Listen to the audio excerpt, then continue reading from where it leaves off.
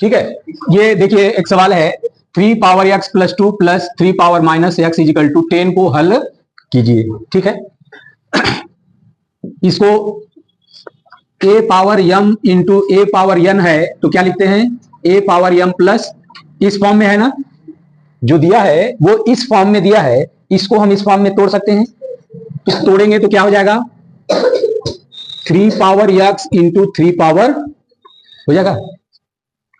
Plus इसको हम क्या लिख सकते हैं, a power M minus M है तो इसको लिख सकते हैं 1 बाई ए पावर, लिख सकते हैं,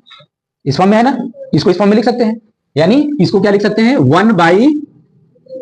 3 पावर एक्स इजिकल टू, ठीक है, समझ में आ रहा है ना। अच्छा, अब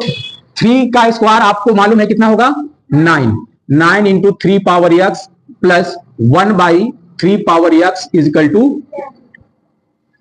अब अगर हम मान लें, ठीक है, इसको मान लीजिए, माना 3 पावर एक्स इजिकल टू, चूंकि एक्स इसमें आ रहा है तो एक्स मानना जरूरी नहीं है, एक्स वाई जेड कुछ भी आप मान सकते हैं, कुछ भी आप इसके अलावा, एक्स के अलावा कुछ भी आप मान सकते हैं, तो मान लेते हैं वाई। ठीक, अब इस 3 पावर एक्स जहां है वहां वाई रख देते हैं, वाई रख देंगे तो क्या हो जाएगा 9 into y plus 1 by y equal to, अभी भी लग नहीं रहा कि हल होगा, फिर भी आप इसको बटे 1 कर लीजिए, कर लिया। अब इसका हर बराबर करने के लिए क्या करना होगा, y का ऊपर अंश और हर में गुणा करना होगा, तो गुणा कर दीजिए तो ये 9y स्क्वायर हो जाएगा और नीचे y हो जाएगा ना, और ये 1 बाई वाई है ही है, हर बराबर हो गया ना, हर बराबर हो गया। अब लघुत्तम ले लीजिए, लघुत्तम लेंगे कितना हो जाएगा y, लघुत्तम कितना होगा y, एलसीएम y हो गया, ऊपर क्या हो गया 9y square plus is equal to,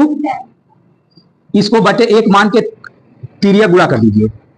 जब 1 का इसमें तिर्यक गुणा करेंगे तो इतना ही रहेगा, 1 में किसी भी संख्या में गुणा करिए उतना ही प्राप्त होता है ना।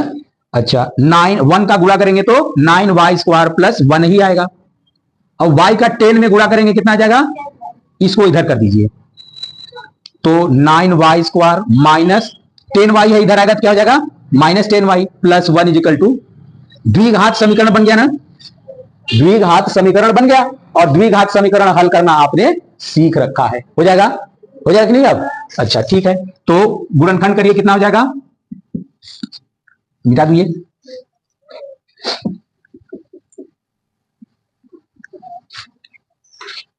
तो यहां से देख लीजिएगा 9y स्क्वायर माइनस, देखिए a और c का गुणा करना होता है, a 9 है c 1 है, गुणा करेंगे कितना आएगा 9, तो 9 का गुणनखंड करिए, जोड़ने घटाने पे 10 आना चाहिए, तो 9 एकम 9, 9 और 1 तो कैसे आया 9 धन 1, ठीक ना,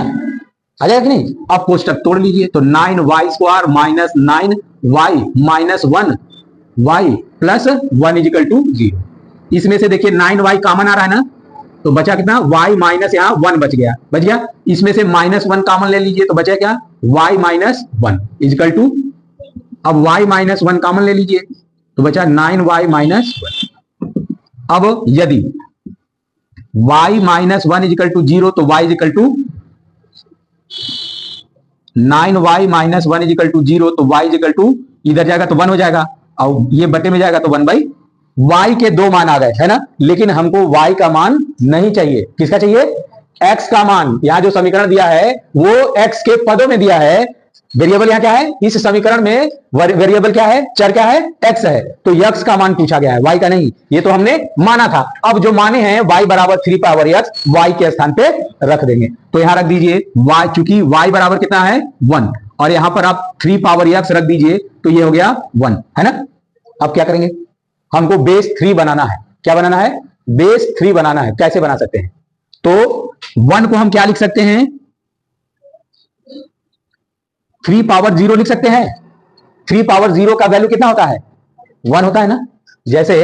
a power 0 equal to 1, 2 power 0 equal to 1, 3 power 0 equal to 1, तो 1 के स्थान पे 3 पावर 0 लिख सकते हैं ना। अब देखिए दोनों का बेस समान है ना, दोनों का जब बेस समान है तो घात की तुलना कर दीजिए, तो x बराबर कितना आ जाएगा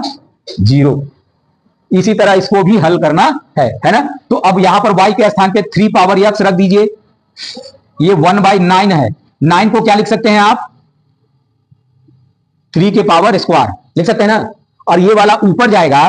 तो क्या हो जाएगा 3 पावर -2 हो जाएगा। अब बेस दोनों का सेम हो गया ना, 3 power x equal to 2 power -2 आ गया, सॉरी 3 पावर ना, ये 3 है, 3 पावर -2 आ गया। देखिए दोनों का आधार समान है, दोनों का आधार समान है तो घात बराबर होगा, है ना। तो घात की तुलना कर देंगे, कितना आ जाएगा x बराबर -2। तो x के दो वैल्यू आ गए 0 और -2, ये आंसर हो जाएगा आपका। ठीक है, कॉपी कर लीजिए इसको।